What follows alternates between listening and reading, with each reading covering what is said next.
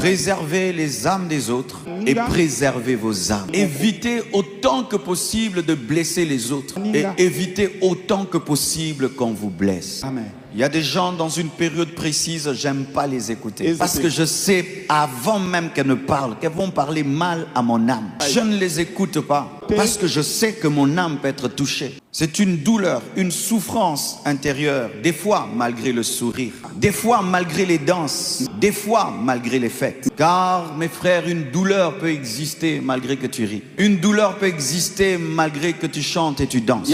Car dans une fête peut se cacher un deuil. Dans un sourire peut se cacher des pleurs. N'ayez pas des faux sourires.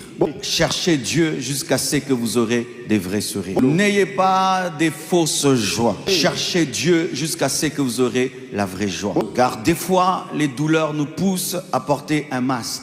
Un masque de joie alors qu'à l'intérieur tu pleures. Il est vrai que nous ne devons pas montrer au monde entier nos douleurs. Il est vrai qu'il ne faut pas crier sur les toits tes blessures intérieures. Il est vrai qu'en public il faut être fort. Mais j'espère qu'en secret tu enlèves ton masque et tu révèles à Dieu qui tu es vraiment pour que Dieu te guérisse. J'espère que dans le secret tu enlèves ton masque et tu présentes à Dieu qui tu es. Alléluia. Amen.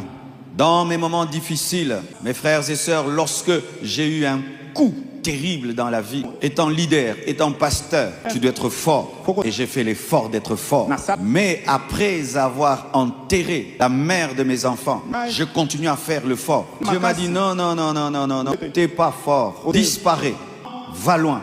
Va devant moi, je vais te guérir, je vais te délivrer, je vais t'expliquer. Et si je n'avais pas fait cela, je n'allais jamais connaître une vraie guérison. Souvent nous avons un problème, c'est que de la même manière que nous nous tenons devant certains médecins, et le médecin te pose la question, monsieur, est-ce que tu vas bien? Oui, je vais bien. Oui, je vais bien. Oui, je vais bien. Parce que tu sais que si tu lui dis que tu vas mal, il va te donner une piqûre, il va te donner un médicament très amer, et tu dis que tout va bien. Et certains font cela avec Dieu. Il te dit, est-ce que ça va? Ah, ça va, il n'y a rien, il n'y a rien. Parce qu'il va te dire, va pardonner. Il va te dire, appelle ton mari. Dis à ton mari que ce qu'il t'a dit là t'a fait mal. Et tu sais que lorsque tu vas lui dire que ça t'a fait mal, lui aussi il va encore parler et tu vas parler. Alors les gens tombent dans le piège de porter des masques. Ah, tout va bien, il y a la paix. Comment va ton couple? Ça va. Ce sont des masques que vous portez. Et un jour, la plaie sera tellement grande que le masque ne saura pas la cacher. C'est quand vous entendez quelqu'un explose. J'ai entendu dire, une femme a brûlé son mari. Elle a supporté les infidélités. Et elle montrait que ça ne faisait rien. Elle ne veut pas montrer qu'elle est touchée. Mais un jour, elle a brûlé son mari.